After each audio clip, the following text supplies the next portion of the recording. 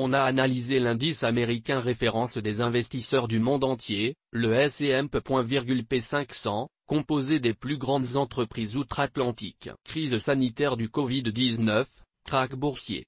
Comment ces événements ont-ils impacté l'indice S&P 500? Comment le S&P 500 performe-t-il financièrement et techniquement? De quoi se compose-t-il exactement? Découvrez nos éléments de réponse et la présentation des produits dérivés d'IG pour le trading du S&P 500. Qu'est-ce que le S&P 500? Le S&P 500 est un indice boursier qui suit la capitalisation boursière de 500 grandes sociétés américaines. Un comité sélectionne chacune des 500 sociétés de l'indice en fonction de leur liquidité, de leur taille et de leur secteur d'activité. Il rééquilibre l'indice trimestriellement, en mars, juin, septembre et décembre. Pour être admissible à l'indice, une entreprise doit être aux États-Unis et avoir une capitalisation boursière d'au moins 8,2 milliards de dollars. Au moins 50% des actions de la société doivent être accessibles au public. Son cours de bourse doit être d'au moins $1 par action. Au moins 50% de ses immobilisations et de ses revenus doivent être aux États-Unis. Et enfin, elle doit avoir au moins 4 trimestres consécutifs de gains positifs.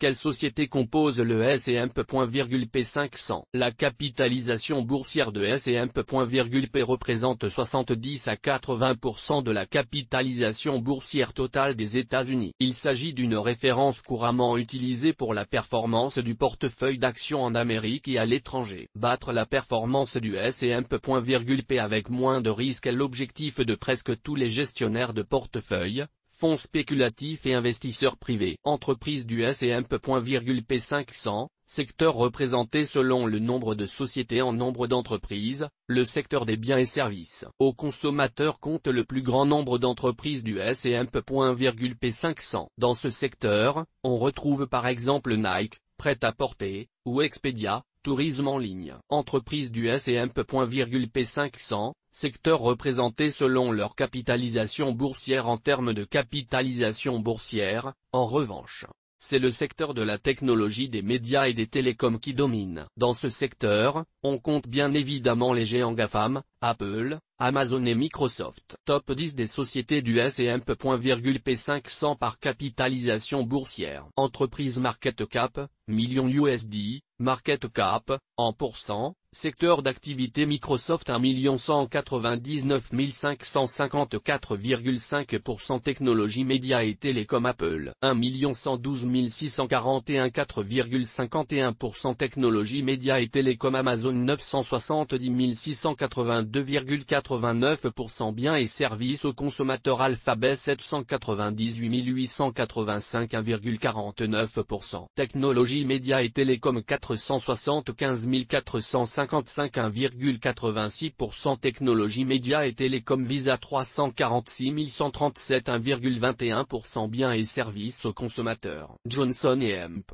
Johnson 345 705 1,42%. Santé Walmart 321 803 0,63%. Biens et services aux consommateurs JP Morgan Chase & Hemp Co 276 750 1,64%. Banque et assurance Procter & Hemp Gamble 271 640 1,17%. Biens et services aux consommateurs. Analyse financière du S&P 500. Les données 2019 sont calculées sur les 12 derniers mois depuis septembre 2019, c'est-à-dire de septembre 2018 à septembre 2019. Évolution du chiffre d'affaires des sociétés du S&P 500 sur la période considérée. Le chiffre d'affaires s'est élevé à 1392,49 milliards de dollars. Ci-dessous l'évolution du chiffre d'affaires consolidé depuis 2002. Graphique chiffre d'affaires des sociétés du S&P 500 depuis 2002. Données Standard & Poor's. Évolution de la croissance du chiffre d'affaires des sociétés du S&P 500. La croissance du chiffre d'affaires s'est élevée à plus 5,02% sur la période considérée. Ci-dessous, l'évolution de la croissance du CA depuis 2002. Graphique croissance du chiffre d'affaires des sociétés du S&P 500 depuis 2002. Données Standard & Poor's. Évolution du PER des sociétés du S&P 500 au 1er janvier 2020. Le PER moyen est estimé à 24,67,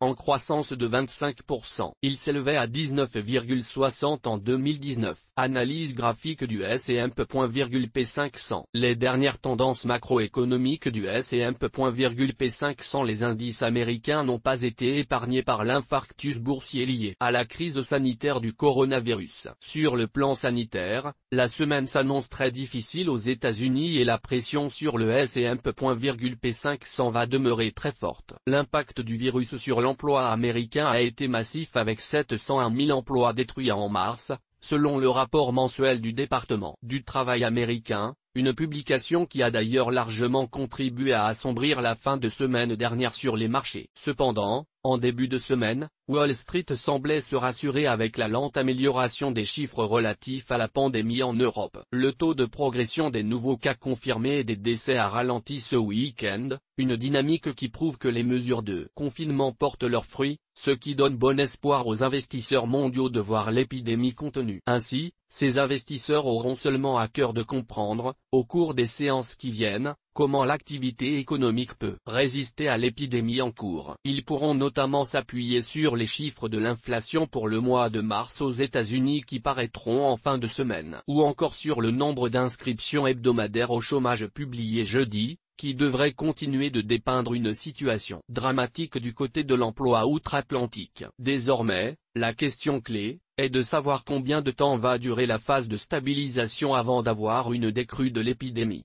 En Chine il a fallu 3 semaines, et comment va s'opérer la sortie de confinement. Cours S&P 500, analyse technique du S&P 500. Le S&P 500, dans la zone des 2600, valide un rebond de plus 20% sur ses planchers de la mi-mars. Une temporisation sur le niveau des 2600-2650 points apporterait une première assise graphique en passant un niveau de support testé à 3 reprises dans les 15 derniers jours, en bleu sur le graphique. La séance de lundi s'est terminée en hausse, Wall Street est rassuré par la décroissance des victimes du virus en Europe. Malgré ce revirement de tendance positive, dans ce contexte de marché difficile, la prudence reste de mise car les États-Unis vont rentrer dans la période intense de l'épidémie, notamment dans l'État de New York. La tendance au moyen terme est négative avec un cours sous ses moyennes mobiles à 50 jours. Sur le court terme cependant, les indicateurs sont au vert. La MACD est sous sa ligne de signal, le cours au-dessus de sa moyenne mobile à 20 jours. Le RSI est en zone neutre.